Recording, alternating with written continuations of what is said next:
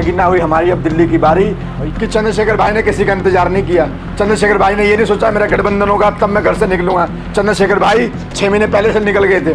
उन्हें कोई मतलब नहीं था अखिलेश आएगा, राहुल आएगा, कोई दूसरा आएगा, कि हम पे रिसोर्सेज भी नहीं थे।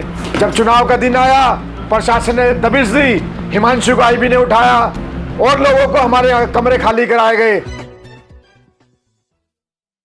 वो अनुभव जितना हम दिल्ली में साथ रह के काम करते हैं उससे कहीं ज़्यादा एक अच्छा पल, एक अच्छा माहौल हम सब लोगों ने वहाँ जाके क्रिएट किया और उस माहौल का फ़ायदा हमें वोट के तौर पे मिला। और जब मैं काउंटिंग में बैठा, जिन बूथों में दिल्ली की हमने ड्यूटी लगाई, वहाँ जब हम जीत के निकले तो मुझे अपने सभी साथियों की मेहनत का प्रमाण मिला। जिस तरह से तमाम साथी निरंतर नगीना में रहकर चंद्रशेखर भाई के लिए प्रचार प्रसार का काम कर रहे थे साथियों, सभी की मेहनत सफल हुई जब वोटों की गिनती पूरी हुई साथियों। ये सारी जर्नी 2, 2.5, 3 महीने की जर्नी में कुछ ऐसे भी पल आए कि हम पे रिसोर्सेज भी नहीं थे। अरुण भाई पहले दिन से वहाँ है, जुबेर भाई पहले दिन से वहाँ है। कोई समय ऐसा भी आया कि जब रिसोर्सेज नहीं थे तो हमने प्लेटफॉर्म पे भी रात बिताई कि नहीं अगले दिन का यार पेट्रोल का क्यों खर्चा करें, होटल में देंगे। सब जब प्लेटफॉर्म पे सो जाते हैं कि हमारी गाड़ी में कल तेल रहेगा तो गाड़ी में हमें काम करने का 2 दिन का ज़्यादा मौका मिलेगा साथियों। जब चुनाव का दिन आया प्रशासन ने दबिश दी, हिमांशु को आईबी ने उठाया और लोगों को हमारे कमरे खाली कराए गए। हम लोकल लोगों में घुल मिलकर 250 किलोमीटर मैंने और जुबेर भाई ने मोटरसाइकिल काउंटिंग वाले दिन घुमाई कि हम लोकल बंदों की तरह चप्पलों में घूमे, ट्रैक सूट में घूमे कि पुलिस हमें पकड़े ना। लेकिन जो हम एक मिशन मूवमेंट का काम लेके करना है, जो घर से निकले हैं वो पूरा आखिरी तक सुनिश्चित करके डब्बे बिजनौर वेयर हाउस में पहुंचाने तक हम लोग वहां खड़े रहे। और जब अगले दिन रात को चंद्रशेखर भाई ने मीटिंग ली, जब सभी के काम की समीक्षा हुई, तब चंद्रशेखर भाई ने दिल्ली की टीम को विदा किया कि अब तुम सभी साथी जाओ और अपना काम करो। आप सभी साथियों का बहुत बहुत धन्यवाद साथियों। चंद्रशेखर भाई को आज पूरा देश बधाई दे रहा है, लेकिन चंद्रशेखर भाई यहाँ तक पहुँचने के लिए कितने संघर्ष, कितने आंदोलन करके यहाँ पहुँचे हैं, उसका गवाह पूरा भारत है, पूरे भारत देश के लोग हैं कि चंद्रशेखर भाई नौजवानों की, बेरोजगारों की, महिलाओं की, माताओं की, वंचितों की, शोषितों की आवाज़ देश की सबसे बड़ी पंचायत में आज जाकर गूंजेगी। और जब आवाज़ वहाँ जाके गूंजेगी तो उसका रिजल्ट भी निकलेगा।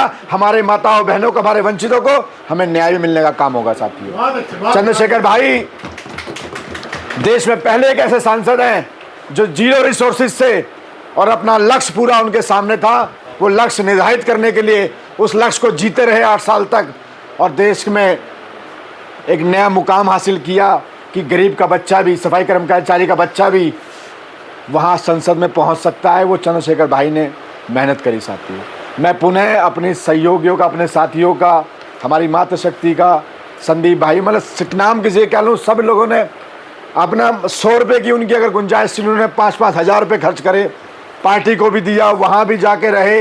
अब इससे ज़्यादा क्या बताऊँ मैं, हमारे यहाँ से झाड़ू, पोछे, तेल, तम्बाकू, चाय बनाने कप, छोटी छोटी चीज़ें वहाँ मुहैया कराई गई कि लोगों ने कि कम रिसोर्सेज में भी वहाँ ज़्यादा से ज़्यादा काम हो सके। और जिस तरह से सभी लोगों ने मिलकर वहाँ काम किया, उस सब का रिजल्ट निकला। उस सब रिजल्ट आज निकला तो चंद्रशेखर भाई संसद पहुँच गए हैं।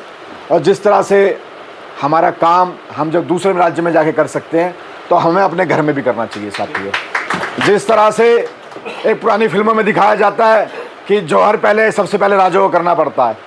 अब ये मत सोचो कैंडिडेट कोई आएगा, ये सोचो भाई चुनाव मुझे लड़ना है, चुनाव लड़ना है मुझे, पार्टी का आदेश है। जो पार्टी जहाँ जिसे कहे, चाहे रिसोर्स हो या ना हो, आप आज से ही अपनी कमर कस लो, आपको चुनाव लड़ना ही है। मैं खुद चुनाव लड़ूंगा जो मुझे पार्टी आदेश करेगी।